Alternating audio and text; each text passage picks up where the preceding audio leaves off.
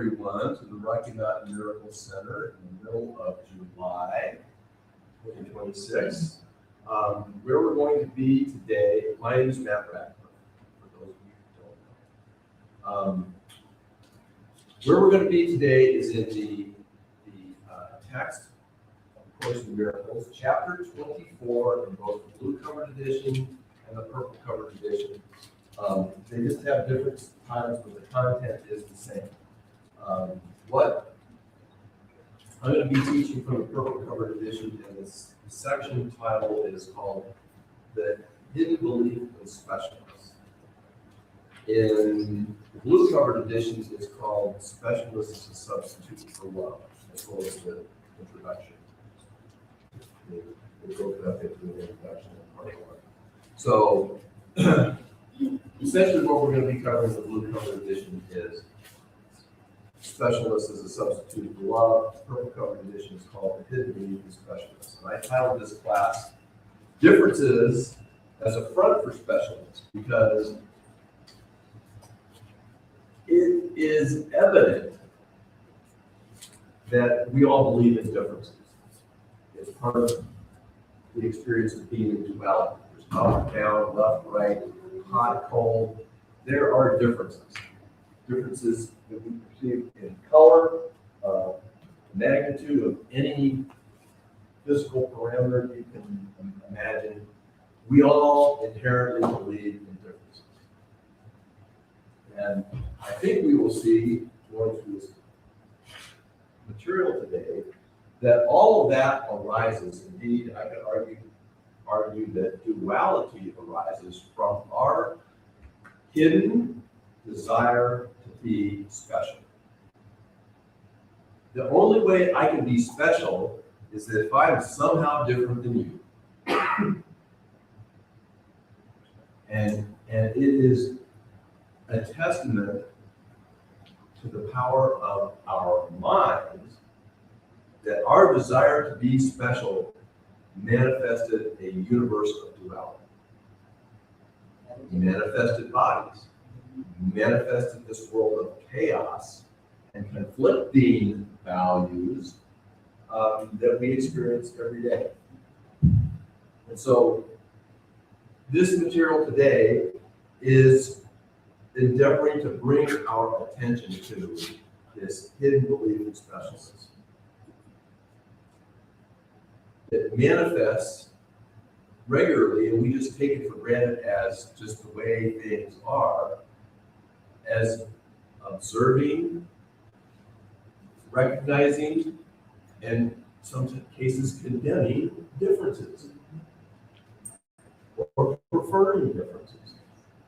But he's arguing here, he's basically telling us that it's all about this idea that this tiny mad idea that if I was just a little bit special, if God loved me just a little bit more, I'd be happy. I'd be happier. Because for some reason I decided I'm not happy with everything. Matt, can we turn off the AC thing because it's a little loud? If anybody starts to get too hot, just we can say so, and we can turn it turn back it back on. on. So just. We can turn it back on later, but thank you for that Of feedback. course. Yes. Oh, I can hear you. Blessed silence. Yes, Yes, that's better. especially since we got the mic right there. Mhm. Okay. So this section begins, and if you're in the blue covered edition, I'm starting it in the introduction. Forget not that the motivation for this course is the attainment and keeping of the state of peace. The motivation for doing this work is the attaining and keeping a state of peace. Given this state, the mind is quiet, and the condition in which God, our infinitely loving creator, is remembered is attained. When I'm not peaceful, I am predisposed to seeing differences and holding grievances. if I'm peaceful, I'm a lot more willing to let those grievances go. I am a lot more willing to take a few moments and reconnect with the divine. So he's just stating what should be obvious to us by now, but we often forget. It is not necessary to tell our Creator what to do. He will not fail. Where he can enter, there he is already. And can it be that an infinitely loving Creator cannot enter where he wills to be? Peace will be ours because it is our Creator's will. And can you believe that a shadow, in other words, an illusion, can hold back the will that holds the universe? We'll call it the capital U universe secure. Another one of our teacher's infamous rhetorical questions. God does not wait upon illusions to let him be himself, no more us as the Christ, as our true selves.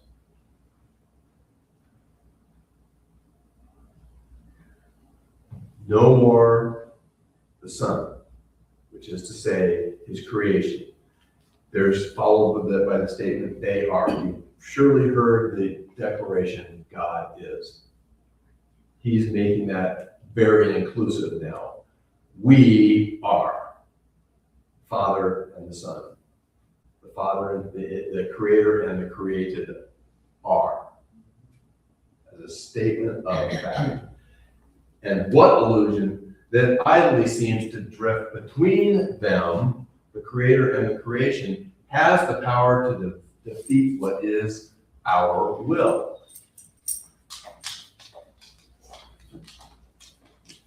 Only in make-believe.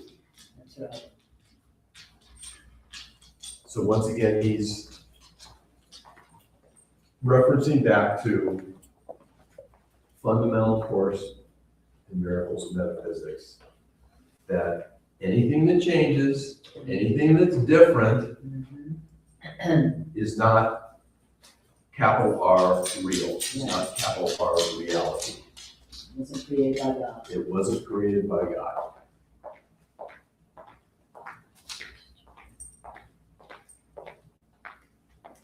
Hi, Carla.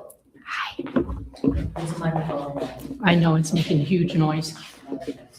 Thank you for giving me the feedback.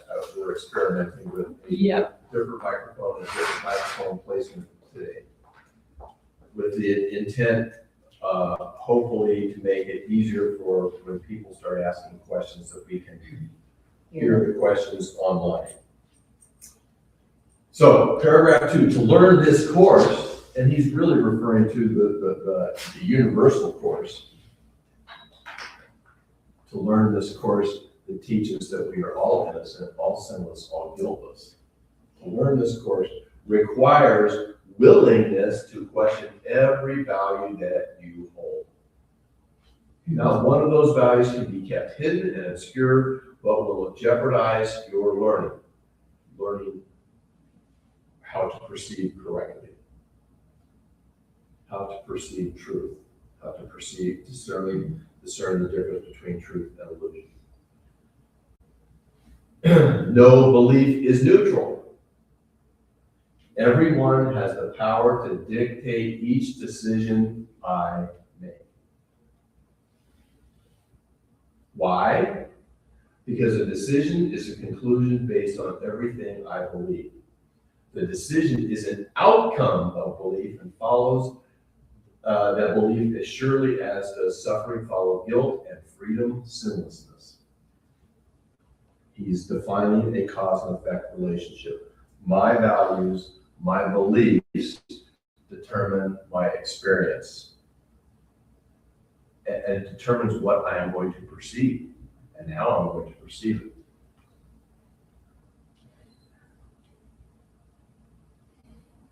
There is no substitute for peace. I was laughing when I was preparing for this earlier this week, and this line in my mind, I flipped it around. Do you remember the movie Risky Business? When Tom Cruise is riding around with one of his friends and has borrowed his dad's Porsche. Porsche, there is no substitute, was the line. I inverted this to peace. There is no substitute. There is no substitute for peace. What God creates has no alternative, and the truth arises from what our Creator knows, His knowledge. And our decisions come from our beliefs, as certainly as all creation arose in His mind because of what He knows. In other words, we can decide we want to experience duality instead of oneness, if that's where we choose to put our life. And we're about to learn that it was the tiny mad idea, the decision to be just a little bit special, that permits us to see the world that we see and deny or ignore the truth. That we are all one, that there is no gap in love, in the field of love, and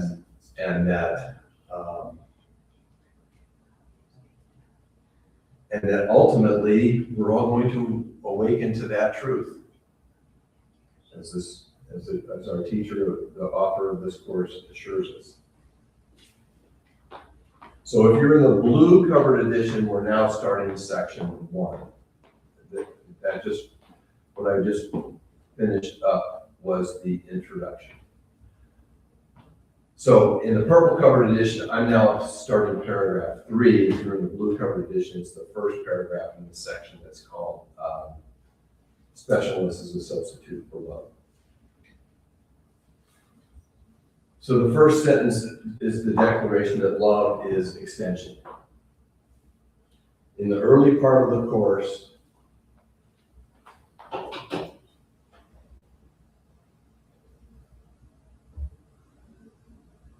we learn about the course's distinction between projection and extension. And the discernment ultimately goes to the idea that the divine, our infinitely loving Creator, and we as our true divine selves extend love. It just flows through and out of us, just as we arose from the thoughts of love of our Creator. However, in this universe, the universe of duality, the equivalent here in duality is that we essentially project, meaning we project out of our mind what we don't like. I don't like this about myself. In other words, it's one of the key mechanisms by which I make myself special, by which I make myself different. I project out of my conscious awareness what I don't like. I throw it out into the world, and sooner or later, what most of the world is clueless about is that what I throw out of my conscious awareness, because I don't like it, into my unconscious, boomerangs back and confronts itself in the form of situations or relationships that mirror it back to me. Refusing to be indefinitely held in my unconscious mind. So that is the discernment between the way the ego uses the fact of extension. The ego distorts or corrupts it into a mechanism for getting rid of what it doesn't want to look at, so that I can feel special. In other words, one of the ways that this happens is I feel guilty about something. And I don't like feeling guilty. It's painful. And so I project it out onto someone else or onto something that's happening in the world so that I can feel some relief, and I can try to convince myself that I am innocent relative to that. That is the mechanism of separation. That is the mechanism of perceiving differences. And as he's trying to teach us in this section, it is ultimately arising from our desire to be special. While at the same time,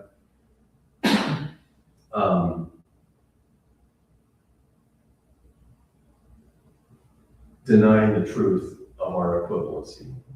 The two obviously have to go hand in hand, but I just felt like I needed to. This is a case of really one or the other.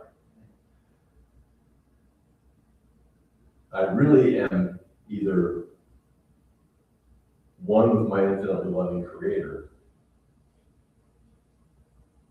which clearly can't happen in my own body, or I'm a body that is essentially born into a world and doing the best I can to deal with the situations that the world throws at me, or the consequences of my seemingly independent decisions.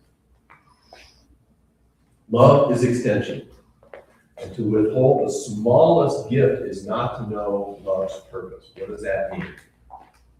Love offers everything forever. So if I'm withholding love from any situation or any person, including myself, I am not extending love. I am creating or making, this would be more correct, the illusion of separateness, the illusion of differences, the illusion of specialness. Hold back with one belief, one offering of love, and love is gone because you asked a substitute to take its place. And now must war, the substitute for peace, come with the one alternative that you can choose for love. What is the one alternative that we can choose for love? Specialness. Yes, specialness is a form of fear. If you recall from the introduction to A Course in Miracles, the opposite of love is fear, but what is all-encompassing can have no opposite. So he's alluding to that opening line in the introduction. The one alternative that you can choose for love is fear. Your choosing fear has given it all the reality it seems to have. In this case, again, fear, a form of fear is specialness. So he's giving us synonyms. Specialness, differences, separation are all manifestations of the belief that there is something other than love. The all-encompassing term for that something other is fear. But specialness, separateness, the perception of differences are all synonyms for one and the same. They are just different aspects or manifestations of the same basic idea that there is a substitute for love. In this particular section, he's focusing on the idea of specialness as that opposite, the thing that we think we can choose. Exactly. Instead of love that will make us happy. Instead of love that is guaranteed Right. to bring us joy and peace and happiness all the time, outside of time. Yeah. And remember that we actually exist outside of time. Beliefs will never openly attack each other because conflicting outcomes are impossible. But an unrecognized belief, in other words, an unrecognized value, an unrecognized desire, is a decision to war in secret, where the results of conflict are kept unknown and never brought to reason to be considered, whether they are sensible or not. That's partly why I titled this class today, Differences as a Front for Specialists. Because we readily accept the idea that there are differences as part of our daily experience, even in our freaking dreams, right?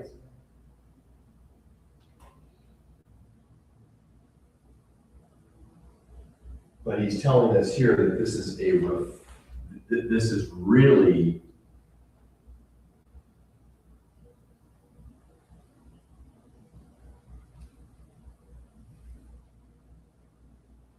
it's really a hidden belief in my desire to be special. He's trying to bring this to our attention, our awareness, so that we can apply some reason to it and evaluate on a level playing field with all the cards on the table, whether we really want to continue with that or not.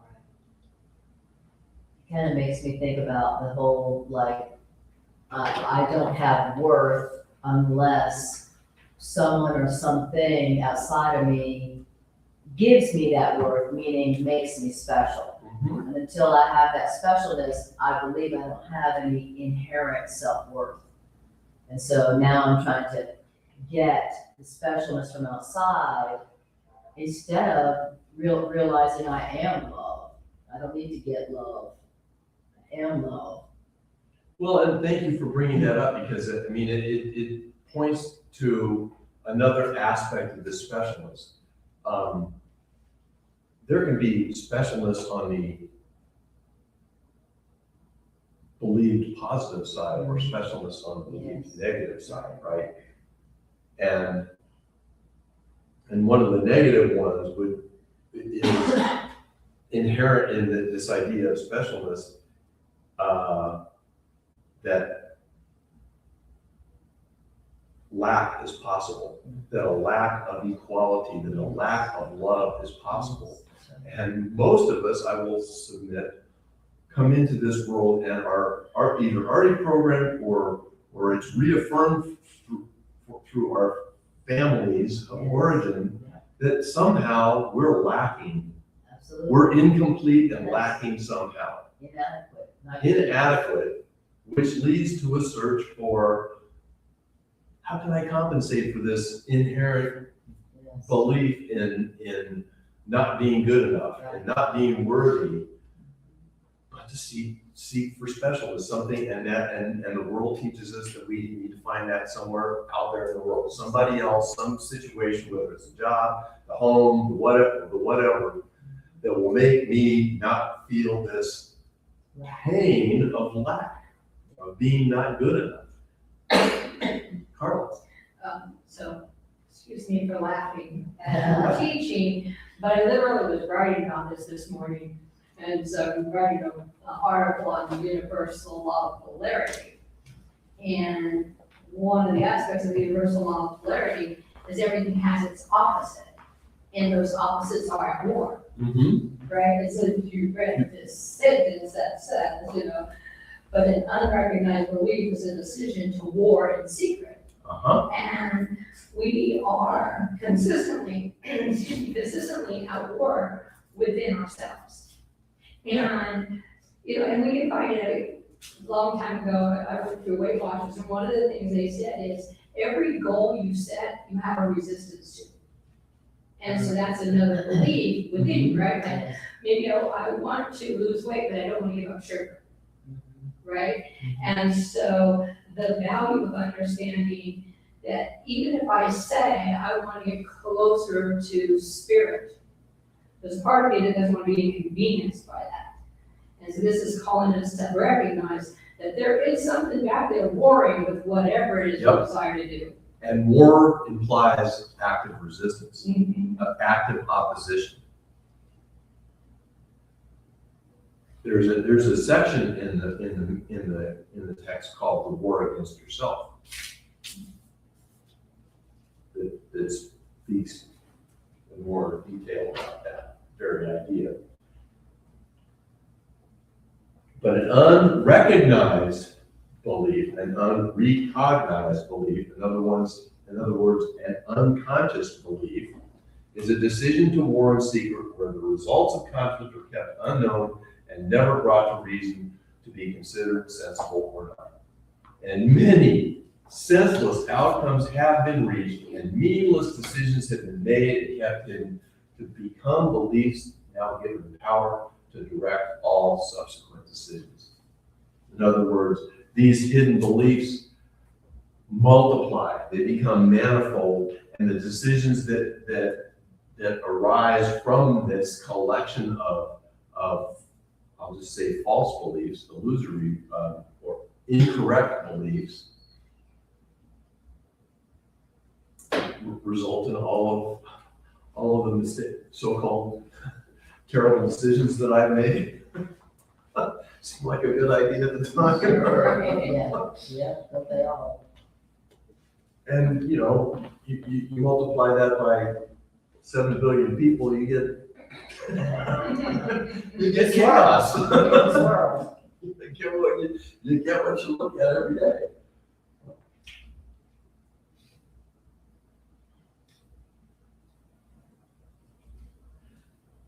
Here's an instruction. Mistake you not the power of these hidden warriors to disrupt your peace, for it is at their mercy,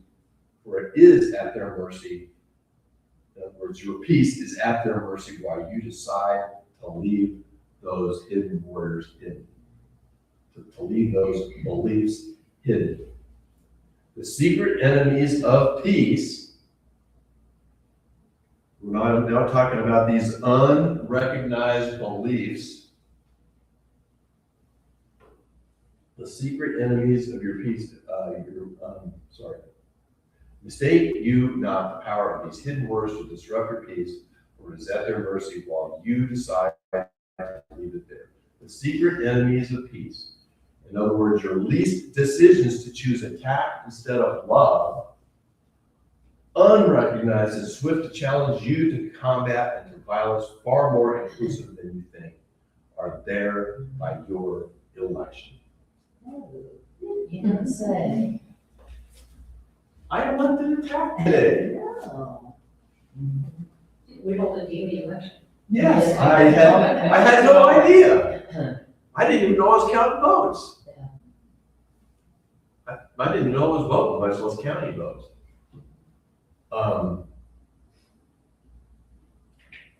An election to choose specialness over oneness. So would it be safe to say that every time I'm tempted to attack or I've got conflicts going on, that's one of my hidden beliefs beginning to break the surface? Perhaps. What he was telling us earlier was the cause and effect is that those beliefs are the foundation from which we make decisions. And if I have a belief over here that maybe is, let's say I'm deciding with the Holy Spirit, I've got a belief that I really want to side with the Holy Spirit here, but I've got this other belief with the ego, then I can be in conflict with myself. This is how I don't know what to decide because I have two potentially diametrically opposed outcomes, and they're in conflict with one another. Yeah. Would it be true based on what you just read, though, that the ego belief is not necessarily what we believe the ego belief is? Because it's saying unrecognized beliefs, right? So I might believe, my belief is jealousy. right? But there's actually something below that, Oh, yeah. that's the real worry factor, right? Maybe I don't feel valuable, I don't feel worthy, Special whatever. enough. But what I'm recognizing is I'm jealous. So I think this is encouraging us to go deeper than what we perceive. Thank you for saying that, because I see this over and over and over again, not just in the Course in Miracles, but in other, not even spiritual teachings, I'll say it's psychological teaching, but to stay with the Course in Miracles ideas,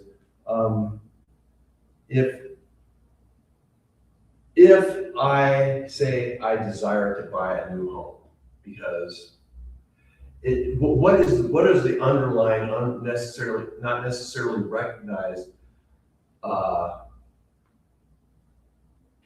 lacks that I'm trying to fulfill by making that change? What is underneath that decision that I would be happier if I had a new home that had X, Y, Z features that I don't have now? Yeah, what do you want? What do I want it for? And exactly, that's the question that the Course in Miracles repeatedly asks us to come back to. What is my purpose? What is it for? And we can apply that very, very fundamentally if we're being mindful of what our seeming choices are in this world. Is my purpose peace and love and a lack of conflict? Or am I trying to get something for myself? Presumably at somebody else's or the world's expense. And one of those things could be, I'd rather be right than happy, is a decision that comes up for us every day. I want to be right about X, Y, Z. Again, because if I am deluded in thinking that if I am right, if my perception, my attitudes are right about that means a hidden belief associated with that desire to be right in my perceptions is that I am good, you are bad, that the other is good and bad. It's a way of being special. It's a way of finding differences. It's a way of separating. And our belief that could somehow make us happy. Maybe for a few minutes, And, yeah, maybe even a few days. right. Yeah.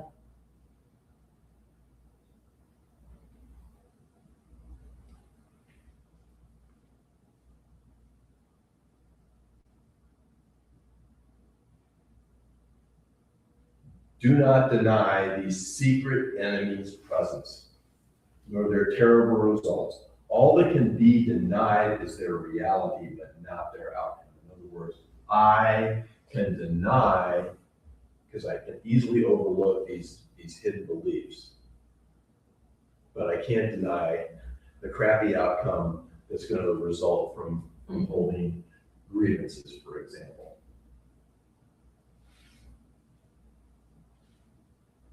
We are going to get the outcome regardless of whether we're aware of the beliefs and perceptions and attitudes and values that underlie those decisions and outcomes.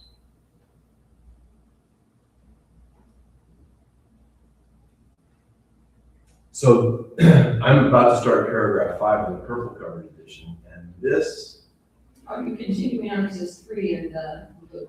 in the blue covered book. Or are you skipping something? No, I'm not skipping anything. So the difference between the blue covered edition and this one is that there was a 2-paragraph introduction. So there's a 2-paragraph difference in the purple covered edition. There's no separate introduction in section 1. So in the purple covered edition, it's paragraph 5. Presumably in the blue covered edition, it's paragraph 3. This paragraph, there are some deep psychology principles embedded in this paragraph. So I'm bringing this to your attention right now. This is what our teacher is telling us is actually going on in our psyche. All that is ever cherished as a hidden belief to be defended though unrecognized is faith in specialness. This is what I meant by differences we accept. Differences is a front for specialness.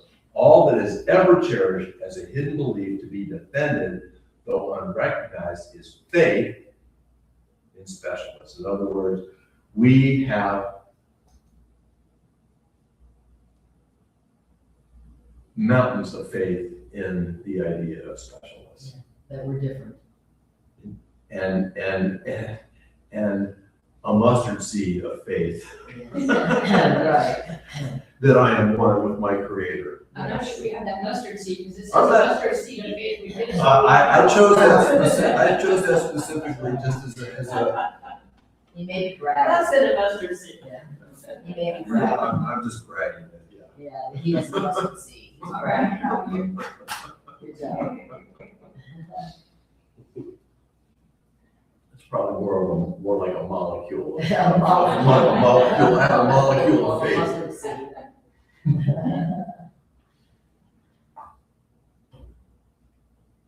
Wow. This specialness takes many forms, but always clashes with the reality of our infinitely loving Creator's creation and with the grandeur which He gave His creation, us, the Christ. What else could justify attack? Who could hate someone whose self, his capital F self, is his, and which he knows? Only the special could have enemies. They are different and not the same. And difference of any kind imposes orders of reality and a need to judge that cannot be escaped. As soon as I start seeing differences, I start seeing orders of reality. And you just have to look at the world outside or look at the news for, the global, let's just call it what the conventional language is, the global elites and the gap between the global elites and the middle class. Yes. Very different. Orders of Yes. reality. Yeah, I was teaching the other night, and I was saying, look where you have a problem, look where there's a grievance in your life, and then ask yourself, who in this story am I telling myself I'm different than? I wouldn't do that, or I would never do that, or I'm not like that. Wherever there's a problem is somewhere where you're telling yourself, I'm not like that, I'm not like them, I'm better, or I'm worse, I'm different. And by doing that, and I thank you, that's great. Shining the flashlight on a hidden belief Yes, that I'm somehow different. yes. And it's hidden from me because I've just bypassed the whole recognition of it and just declared, aka judged, that the Yes. problem is out there. Exactly. With somebody that I'm different from. I Exactly, would never do that. exactly. Oh, really? Are you sure?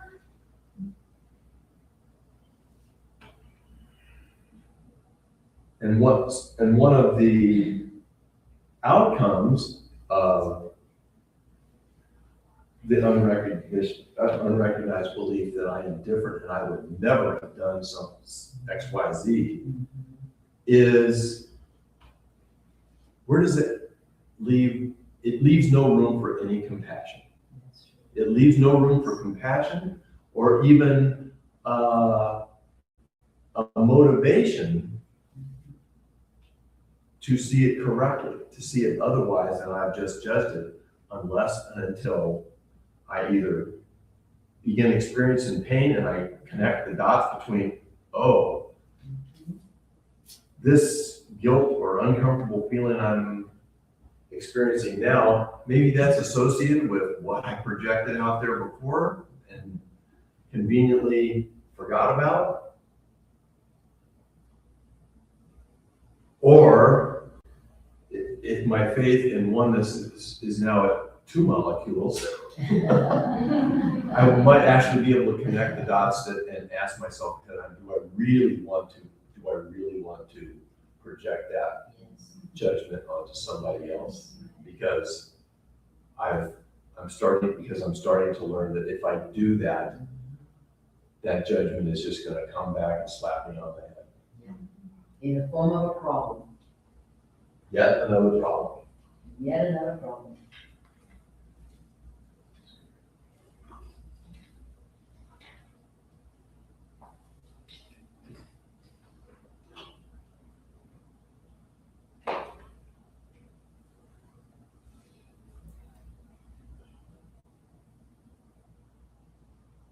Only the special could have enemies, but they are different and not the same. And difference of any kind imposes orders of reality and a need to judge what cannot be escaped.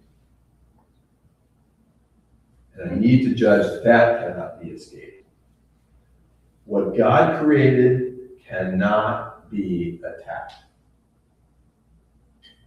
For there is nothing in the, make this the capital U universe, unlike itself. But what is different calls for judgment, and this must come from someone better, someone incapable of being like what he considered being like what he condemns, above it, sinless by comparison with it. And thus does specialness become a means and an end at once.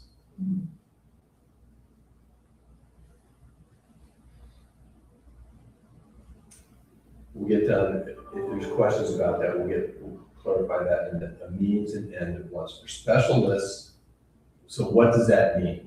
Become means and end. What does that mean? For specialness not only sets apart, but serves as grounds from which attack on those who seem beneath the special one is natural and just.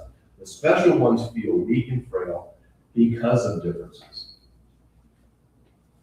For what could make them special is their enemy, and yet they protect its enmity and call it friend. On its behalf, they fight the universe, for nothing in the world they value more than their specialness. Their differences. Their differences. Yep. So specialness as means and end it is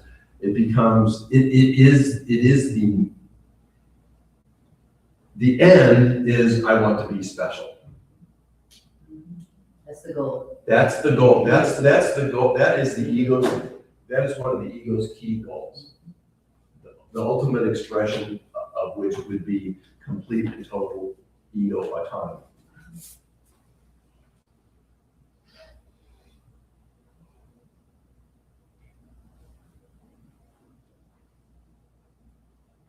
And it is the means because it's the act of believing that there are differences, that there can be different orders of reality, that there can be differences of any kind, that becomes the battleground upon which the specialness can be apparently manifested.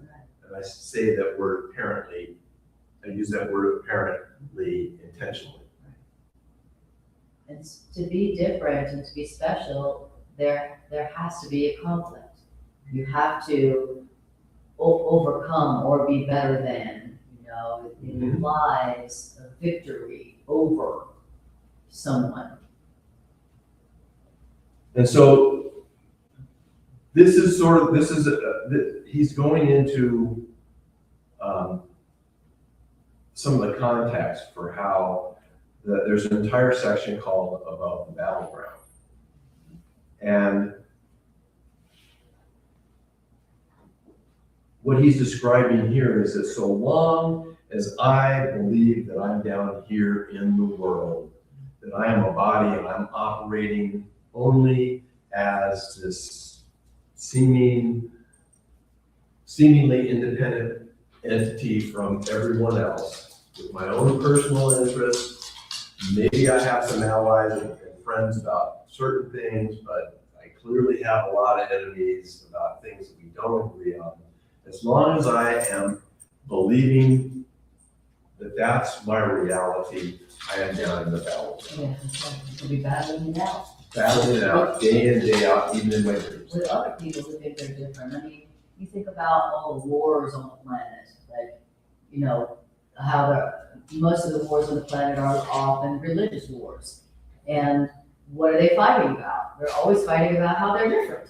Well, I worship this God, we worship this God, we worship this God, but we worship differently than you. It's literally all the wars are about our differences that we don't really have. They're all imagined differences. And one of the hidden beliefs, actually, it may not necessarily be that hidden, it can be pretty explicit, is that if you don't believe in my God, you deserve to be That's condemned right, and even killed. that's right, Look at the Crusades, for example, yeah.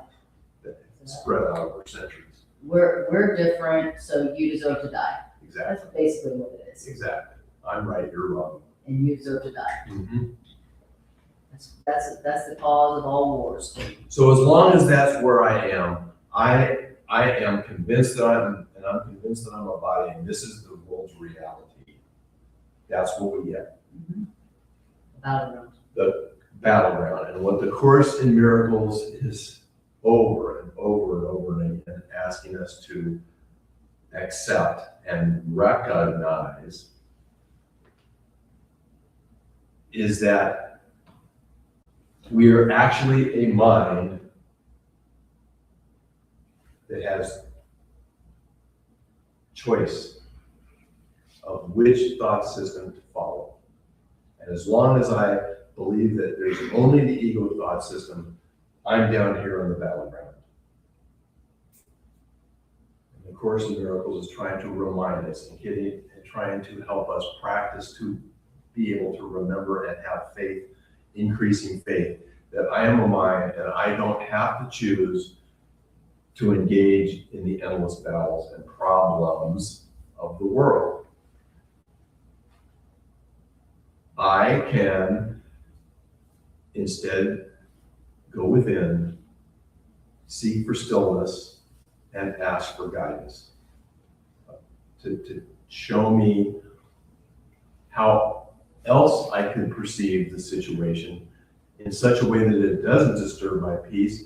And if there is some action that I can be, in some way that I can be helpful by taking action, I will be told what to do.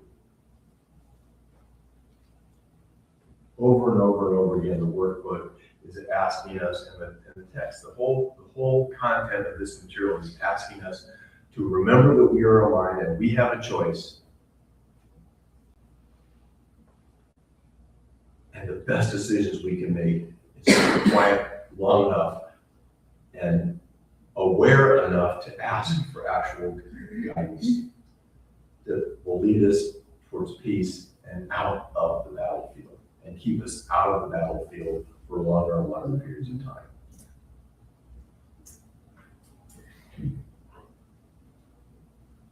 And to help and learn to help others to do the same so that they can join it. We talked 2 weeks ago, unfortunately, that it wasn't streamed or recorded, but we talked about the circle of atonement and how one of our special functions is to bring more and more of our brothers and sisters into the circle of atonement, to come into the circle of atonement that is above the battleground. Because as more and more of those lights light up together, the battleground eventually dissolves and dissipates. When we join our full mindful attention on the truth as opposed to the conflict. Right. The truth of oneness and love as opposed to the conflict. and we focus on how we're the same instead of how we're different. So, we'll finish this today. We'll see. I'm now in paragraph 7 in the purple covered edition. Presumably it's 5 in the blue covered editions. I love this opening line for this paragraph. Specialness is the great dictator of wrong decisions. That's a great one. Love that one. That's hilarious. I think I need a t-shirt that says that. Yes. The great dictator of wrong decisions. Here is the grand illusion of what you are and what your brother is. Separate and different. And here is what must make the body dear and worth preserving. Specialness must be defended. My judgments on someone else must be defended. Because the truth doesn't need any defense. If I accepted the truth about the total equality and oneness of myself and whoever it is I'm interacting with, Need defense. there's nothing to defend. In fact, it's not in this. In this, it was a different section I was studying about. When our purpose is oneness, there's nothing to defend. It's really essentially only the rejoicing of the recognition of the one fact of oneness.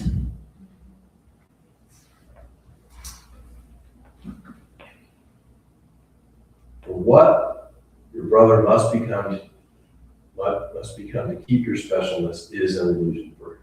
Who is worse than you must be attacked, and so your specialness can live on his defeat. This is an ego example of one or the other. If you're equal to me, then I can't be better than you. For specialness's triumph and its victory is the other's defeat and shame. How can he live with all your sins upon him? And who must be his conqueror but me?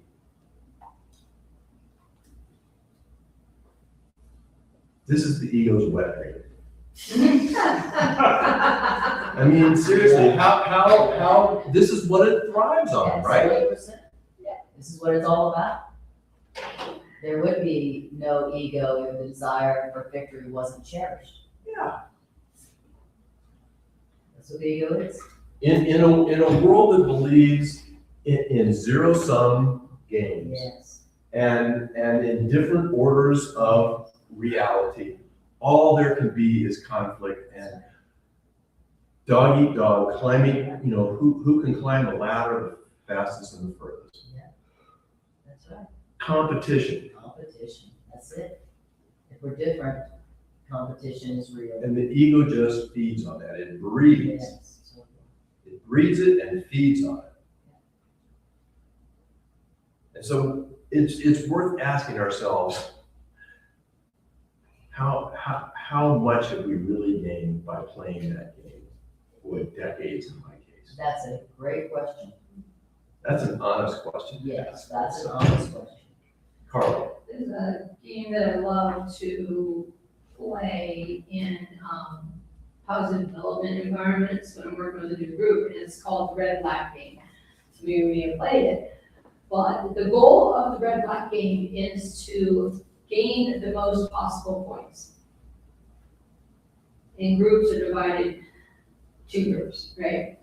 And if they vote a certain way, they get a point, and the other side loses. And if they both vote the same, everyone gets 1 point, they're equal.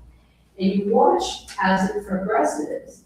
And the groups, you never tell them they're a team, you just put them in groups. They create an identity, right? And so now competition has begun. And so they're trying to figure out how to get more points for their team. Remember, the goal of the game is to get the most available points. If they were in agreement through the whole thing, that would be the most available points. But Most because they chose available their points. side, they didn't achieve the most favorable points. They just got more points More for than the their other. team than the other team. And that's what I see playing out Yep, here, right? yep. Is we're always looking for our team to get more points instead of the collective best result. Mhm. And to you pick up on a phrase, we could have the grandeur of the maximum available points that are shared amongst the whole, Yeah, but instead, yes, we prefer to win yes. with different rules of the game. But Yeah. that I'm willing to settle for just having more Yes. and recognizing that more is better than there less. Mhm. In other words, to stick with the grandeur metaphor, settling for grandiosity as opposed to grandeur. Yes. When really, only when we know that we're one and equal, can we really experience true happiness, lasting happiness. It's the only way we can experience that. We think, oh, if I get more triumph, then I'll be happy, when really you can only be happy when you know you're one and equal. We have it all backwards. Yes, and even I have heard this anecdote from multiple sources, so I'm just going to consider that validation. But even 2,000 or 2,000 plus years ago, Roman emperors coming back from victorious from battle had a slave who was bringing in their ears that all triumph was transitory, was fleeting. Interesting. The Holy Spirit in the form of a slave whispering to the emperor, Right. don't let your ego get too Exactly. blown up or too long about this, because this ain't gonna last. Right. But oneness does.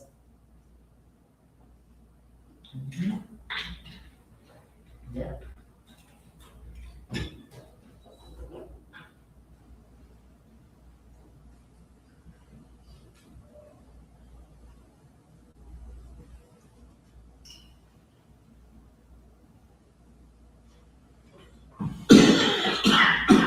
Would it be possible for you to hate your brother if you were like him?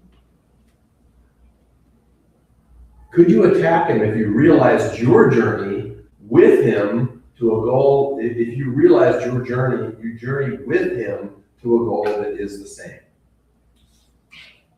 Would you not help him reach it in every way you could if his attainment of it were yours? In other words, I don't have special interest, we have a shared interest in this. You are his enemy in specialness, his friend in a shared purpose. Specialness can never share, for it depends on goals that you reach, that you alone can reach. Separate interests. And he must never reach them, or your goal is jeopardized. This is Carlos' story about the red vaccine game is a perfect metaphor for this paragraph. Completely presaged this. Mhm. Specialness can never share, for it depends on goals that you alone can reach. And he must never reach them, or your goal is jeopardized. Can love have meaning where the goal is triumph? And what decision can be made for this that will not hurt you?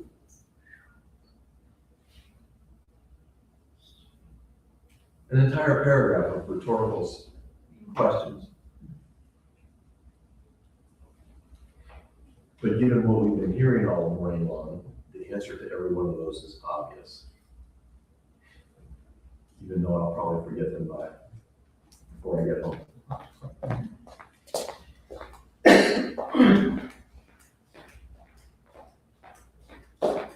Your brother, and I'll only just remind you that when the Course uses the word brother, that's code for brothers in Christ, brothers and sisters in Christ. Brothers per the Course in Miracles is not you and I as separate bodies, separate entities here. It's implied that we have a common identity in Christ. Your brother is your friend because his father created him like you. There is no difference. You have been given each other that love might be extended, not cut off from one another. What you keep to yourself, selfishly, what you keep is lost to you. God gave you both, basically gave himself to both of us. And to remember this now is the only purpose that you should. And to remember this now, the only purpose that I and my brothers can share. And so it is the only purpose we can actually have, that shared purpose. Could you attack each other if you chose to see no specialness of any kind between you? If I realize that we are all on the same path together,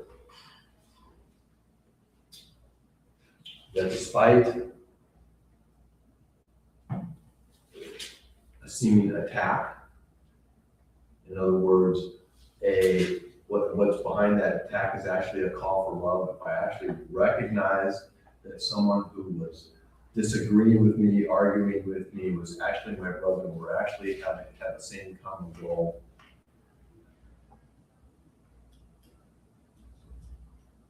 I might actually recognize that that attack is his call for love, supply the love that was really being called for, and join them in recognizing that we have a common goal to wake up from this dream of darkness and separation.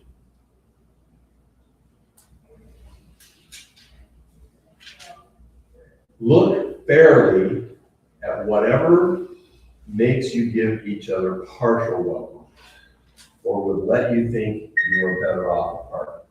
Is it not always your belief your specialness is limited by your relationship? And is not this the enemy that makes you both? This the enemy that makes you both illusions to each other? In other words, if I'm stuck in the trap of thinking of specialness, of differences, of separation,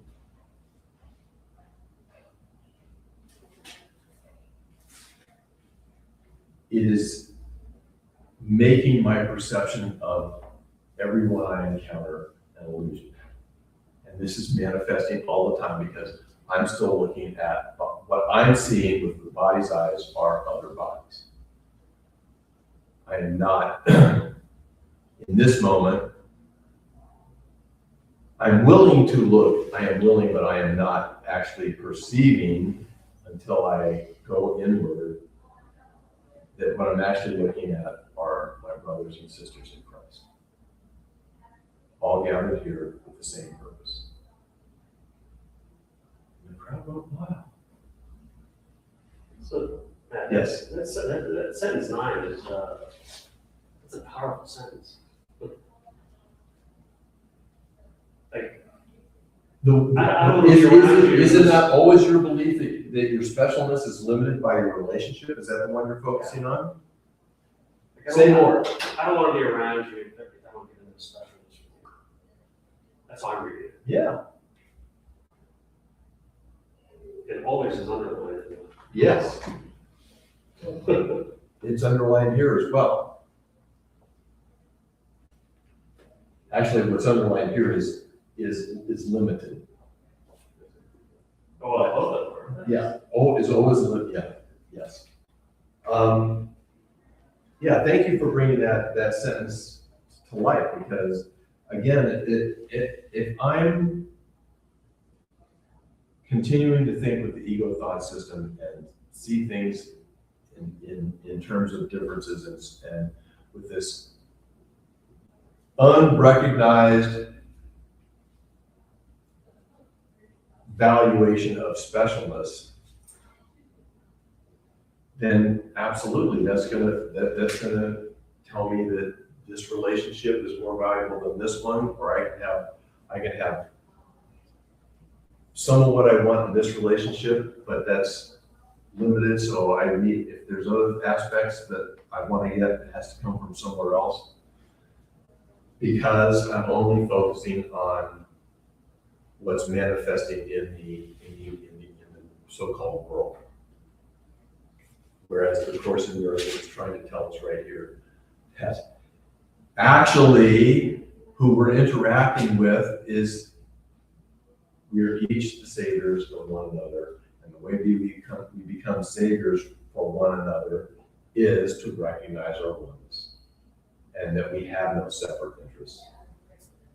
And that if there is a call for love, either one that's coming from actually imploring help or an attack that is a call for love being disguised as attack, if I'm mindful enough and willing enough to recognize it what it is and supply the call for love, we can join in that one. We can rejoin in oneness. By the way, Aston leaned over earlier to me when we were talking and said he's happier when he's right.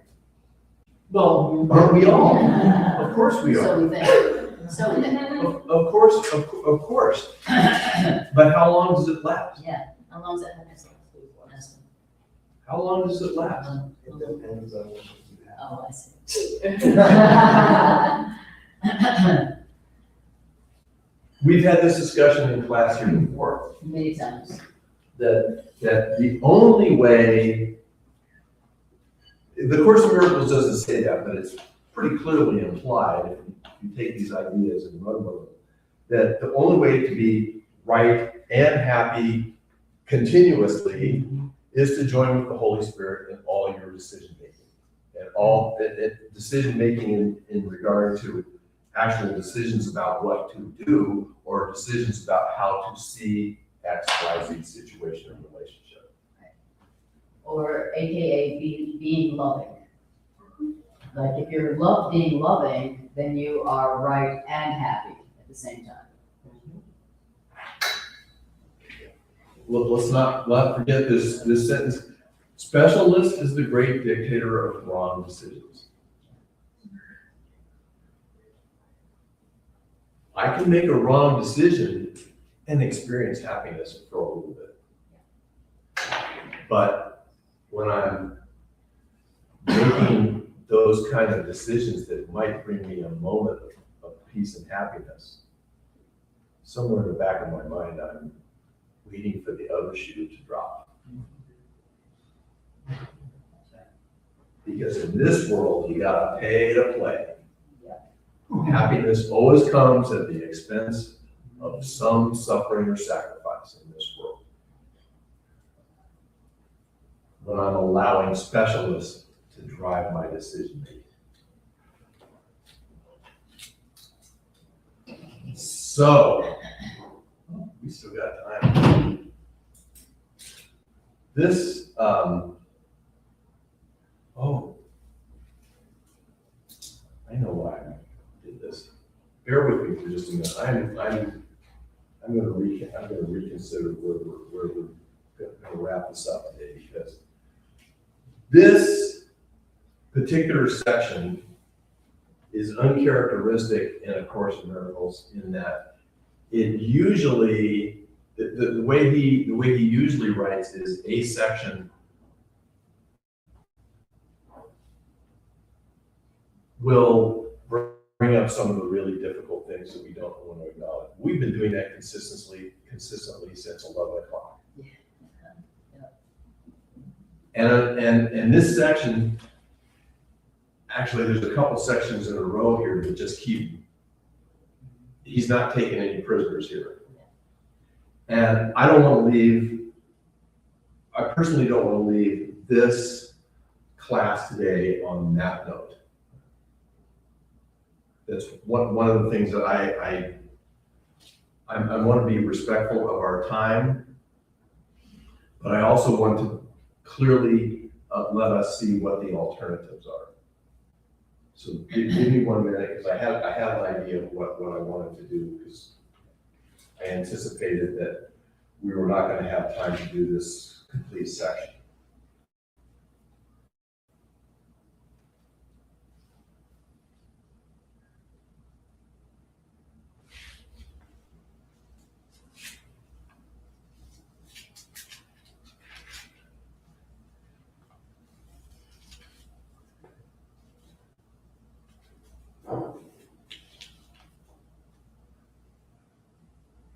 Okay, we're just gonna go with this. So I don't know where this is in the blue covered edition, but I think it's probably the same. I am now jumping, so we have been in 24:1. If you're following along, I'm gonna ask you to jump to chapter 25, section 4, called The Light You Bring. And if you've got a blue covered edition, should have kept that up here. Grab a book here real quick.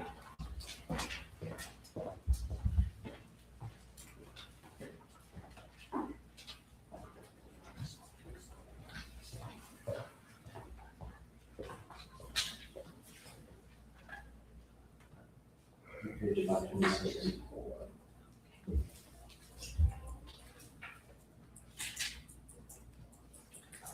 It is the same. So yes, in both versions of the book, the purple cover and the blue cover, chapter 25, section 4, that's where we're going.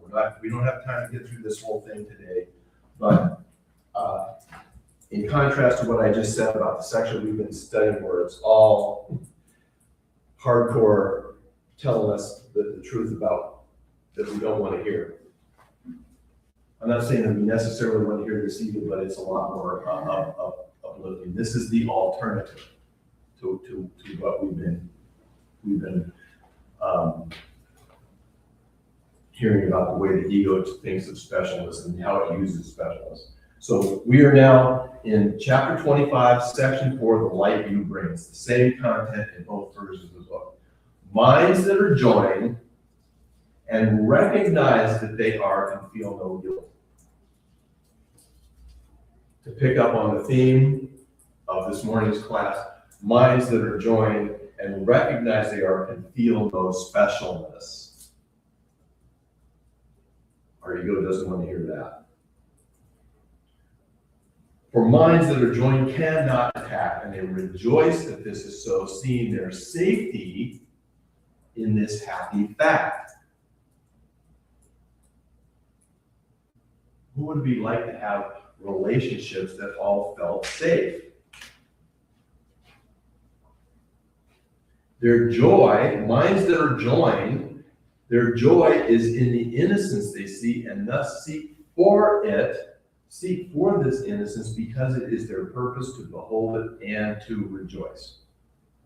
Carla, did you keep up with the fact that we changed chapters? Everyone seeks for what will bring them joy as they define it. To pick up on, seeks their happiness the way we define it. Everyone, blanket statement, everyone seeks for what will bring him joy as he defines it. It is not this aim as such that varies, yet it is the way in which this aim is seen that makes the choice of means, that's code for the ego or the Holy Spirit thought system, the choice of means inevitable and beyond the hope of change unless the aim is changed. And then the means are chosen once again and as what will bring rejoicing is to find another way and sought for differently. What does this mean? Perception's basic law could thus be said: you will rejoice at what you see because you see it to rejoice. Wow. Perception's basic law. This is another, he's giving another definition of perception's basic laws. He gave a definition, actually I think it was just in the, might have been the previous.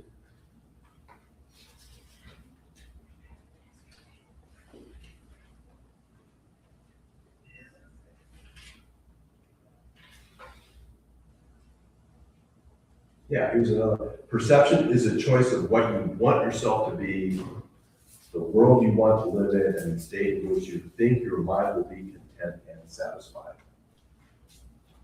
Again, it's back to the question, what is my purpose? What is it What for? do you want? Well, I think we all can agree, as the course just told us, that we want to be happy. Everybody wants to be happy. Everybody wants to be happy. Everybody wants to be safe.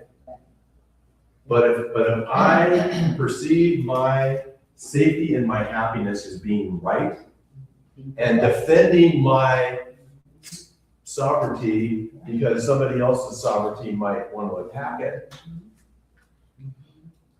that's the result of the ego thought system. What we are being shown, what we spent the whole morning looking at, how things have been operating with this hidden belief in specialness. Perception's basic law can thus be said, you will rejoice at what you see because you see it to rejoice. Sounds like a statement of means and end being aligned. And while you think that suffering and sin will bring you joy, so long will they be there for you to see. Nothing is harmful or beneficent apart from what you wish. He's talking about the power of our minds, the power of this mind to choose one thought system over the other. Our decision-making power. It is your wish that makes it what it is, and then its effects on you, because you chose it as a means to gain these same effects, believing them to be the bringers of rejoicing and of joy. Even in heaven does this law obtain. What does that mean? What is that? The Son of God, the Christ, aka our capital S self, our true self, creates to bring us joy, ourselves joy, sharing our Father's purpose in his own creation, in our own creation, and this joy might be increased, and our Creator's along with ours.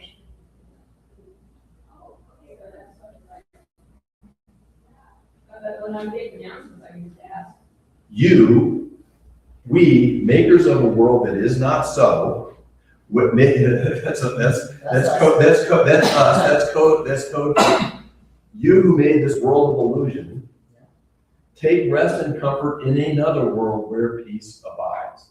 This is a reference to what the Course calls the real world, the capital R, real world. This world you bring with you to all the weary eyes and tired hearts that look on sin and beat its tired refrain. I'm just going to remind you, we just introduced the word sin again. A important definition of sin that the Course in Miracles brings to light is that it's the belief that there can be a lack of love. In other words, it's a belief in fear.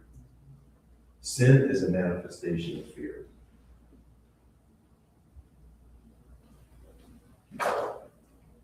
From you can come others' rest. From you can arise a world they will rejoice and look upon, where their hearts are glad.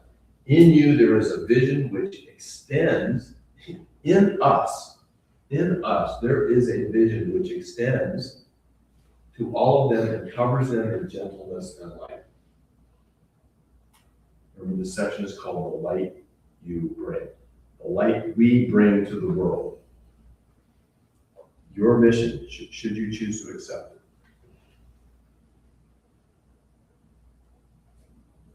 And in this widening world of light, the darkness they thought was there is pushed away until it is but distant shadows far away, not long to be remembered as the sun shines them to nothingness. And all their evil thoughts and sinful hopes and dreams of specialness and merciless revenge and every wish to hurt and kill and die will disappear before the sun you bring.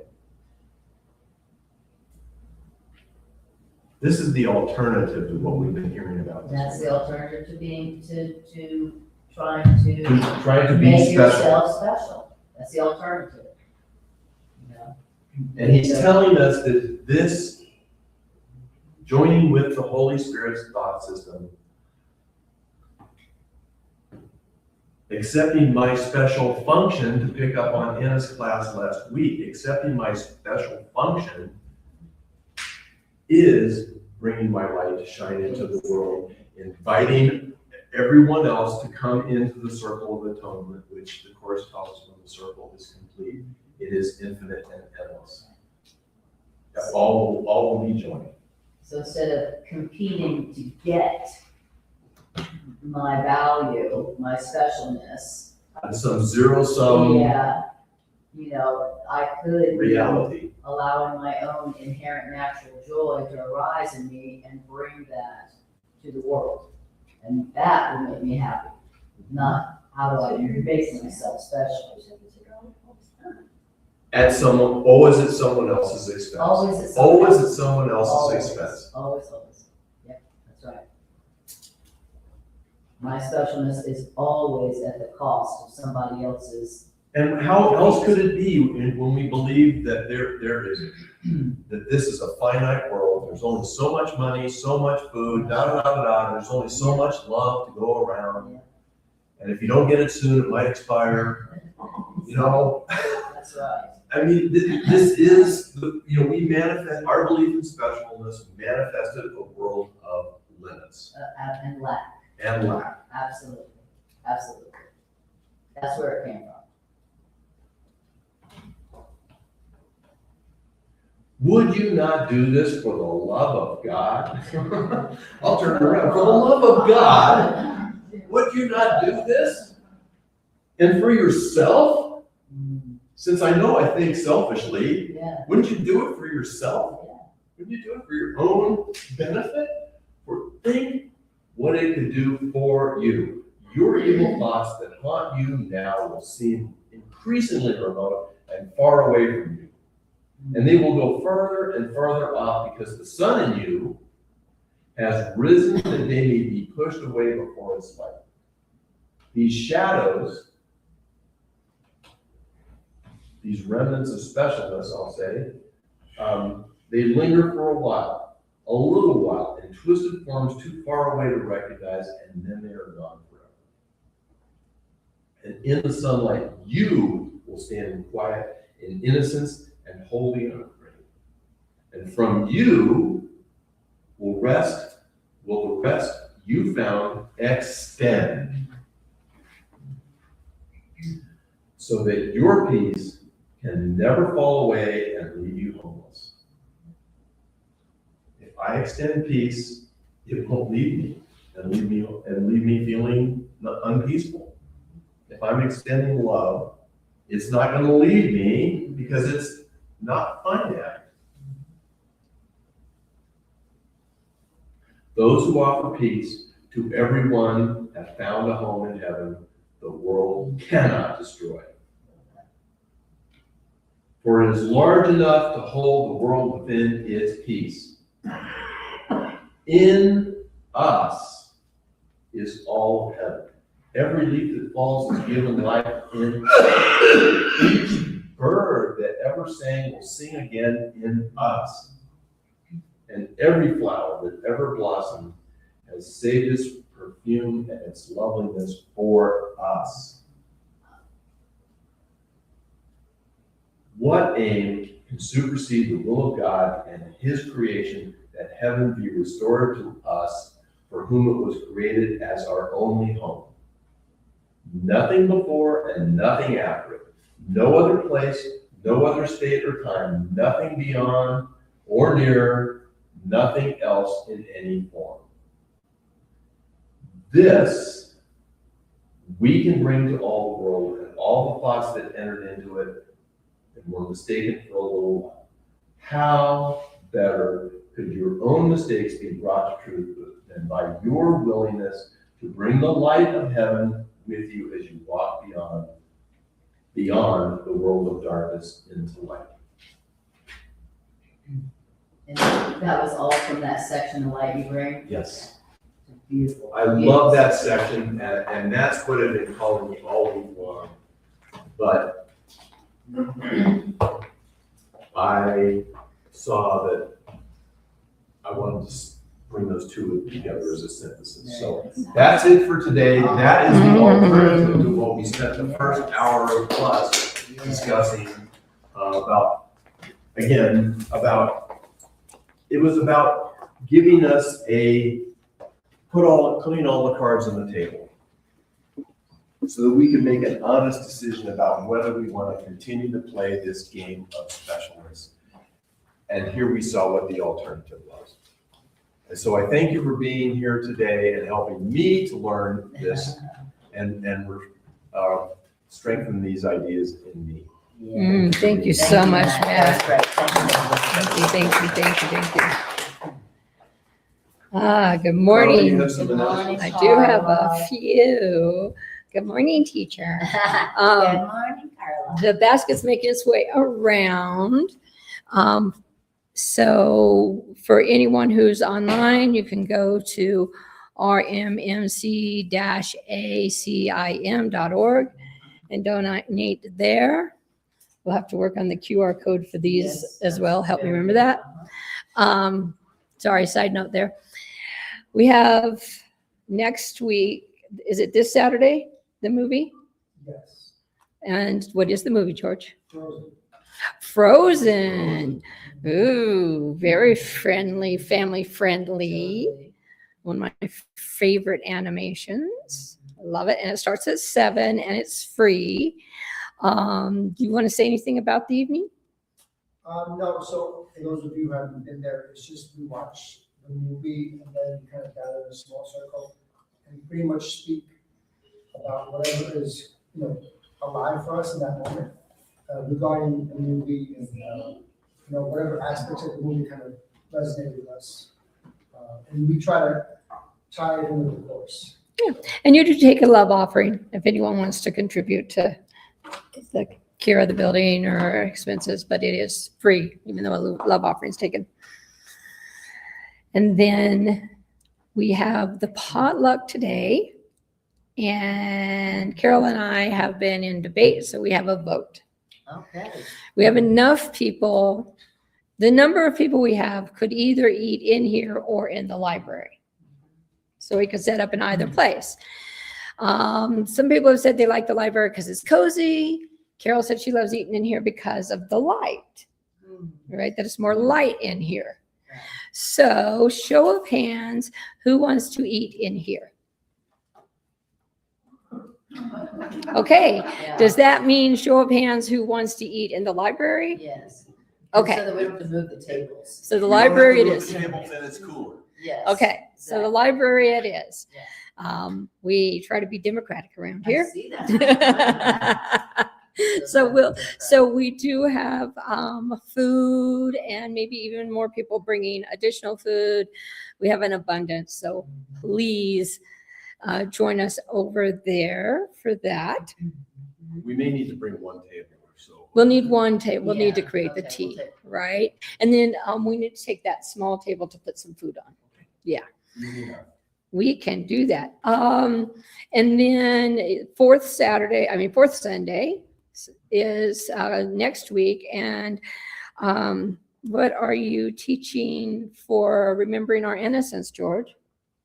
We're going to go over lesson 80, which is let me recognize that the problem has been solved. Let me recognize that the problem has been solved, lesson 80. And so 1:30